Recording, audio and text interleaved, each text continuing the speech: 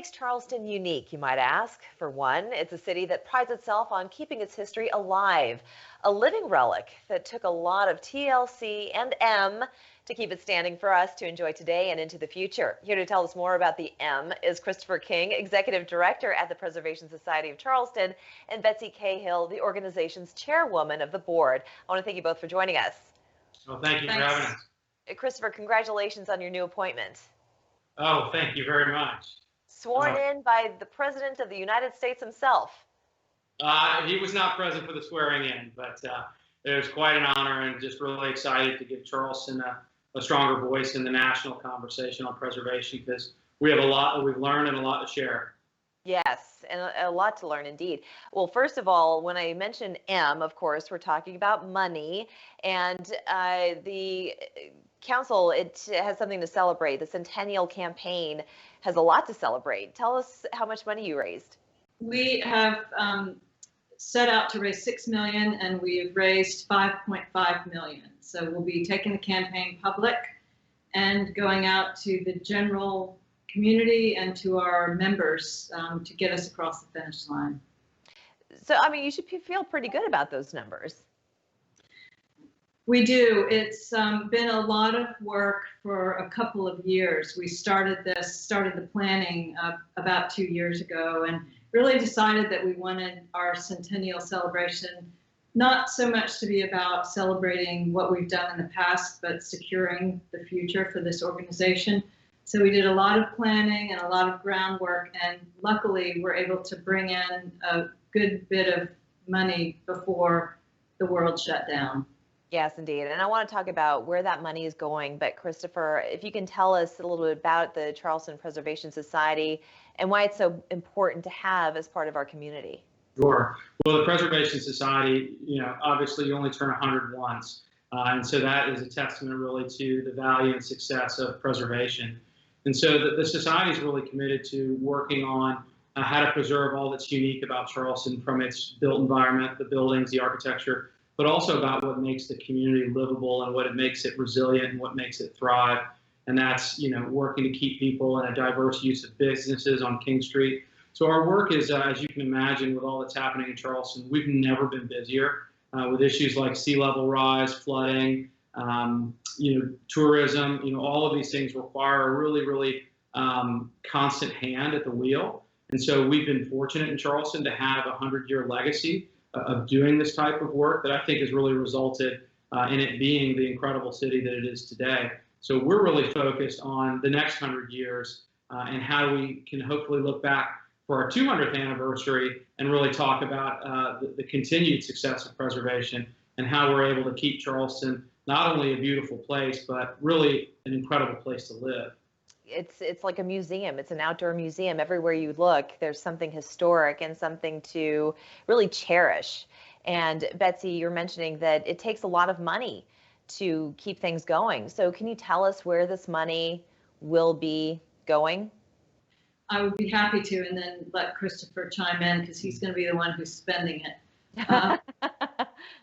We settled on, our approach to the campaign was to go through the issues. So the issues that we think are biggest challenges for Charleston have to do with the flooding that we're seeing increasingly around us, sort of an unsustainable rate of tourism growth that has negative impacts on the lives of the people who live here across the spectrum, and development that is inadequately supported by infrastructure or is poorly sited so that it increases flooding, etc. So we have several pillars to the campaign. The first one is to raise $3 million to support our advocacy staff. We'll be able to hire additional staff for outreach and for some technology mapping that we're going to be acquiring. We wanted to have $1.5 million of it will go for what we loosely refer to as a war chest. That really to us means specific issue-specific public relations campaign, or if necessary, litigation. But we always see litigation as the last resort. And then the additional monies will go to the purchase of new technologies such as GIS technology, which will allow us to acquire a lot of really valuable data, and outreach technology so that we can push that data out to our members. Well, it sounds like you have a lot of supporters there who believe in your mission as well. And I think this is a good place to take a break. So when we come back, I also want to talk about the fall tours that are coming up, because that's something that all of us can enjoy. Going to be a little bit different this year, but exciting nonetheless. So stick with us. We'll be right back. We've been chatting with Christopher King, Executive Director at the Preservation Society of Charleston, and Betsy Cahill, the organization's chairwoman of the board. And you have raised nearly $6 million. You still have about $500,000 more to go. But this money is raised by a lot of people who believe in your mission. Christopher, can you tell us more about that? Yeah, well, we're, as a membership organization, we've been incredibly blessed to have tremendous support in the community that's really sustained us for 100 years. But this is really, believe it or not, our first ever campaign. And so we've gone out with a message about what we see are the challenges that Charleston's facing, and things that we truly believe can make an impact to improve the quality of lives and the quality of the experience in Charleston. And so our members have just responded incredibly well. But not only that, our primary goal is to really go out and grow the membership and really work in all parts of the city. This is not a peninsula-only conversation, because issues like flooding don't know one council district from another. So it's really been getting out and talking about what the work of preservation really is, and we've been blown away by the response. And talking about dedication, I mean, you've devoted your entire life and your academic career on preserving our history. Can you tell us a bit more about yourself?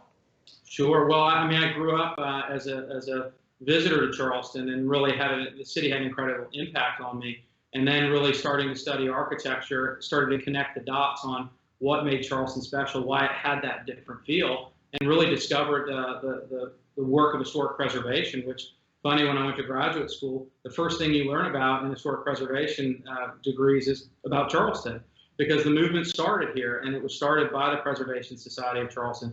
So to be in this position now, to be thinking, how do we frame the next 100 years, is an incredible opportunity, and it's incredibly exciting, and we want to do the best of it. We want to look back and have people say, you know, they really did something great for Charleston. And I think that's what's contagious about it, whether it's for me personally, but also for everyone that we talk to.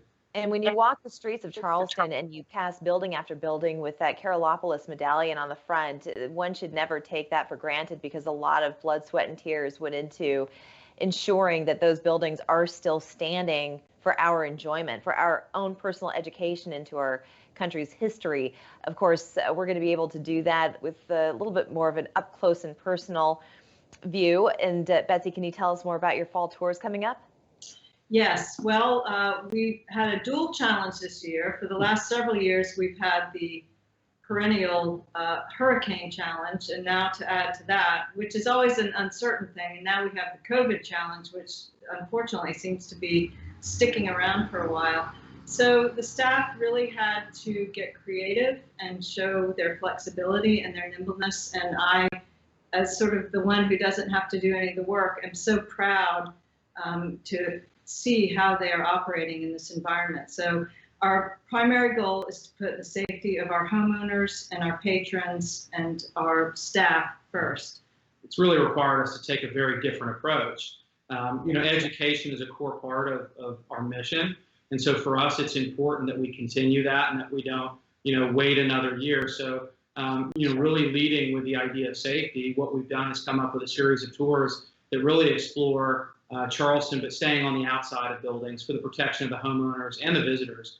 And so we no have interiors, masks are required, social distancing is required, and capacity is going to be limited, but it's still going to be fun no matter what. And I highly suggest anybody to do that, because I've done it and I had the best time.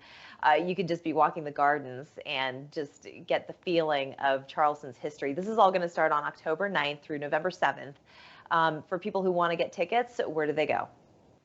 They can go to our website, preservationsociety.org. Christopher, Betsy, I want to thank you both for joining us today. And again, congratulations. Thank you. Thank you so much.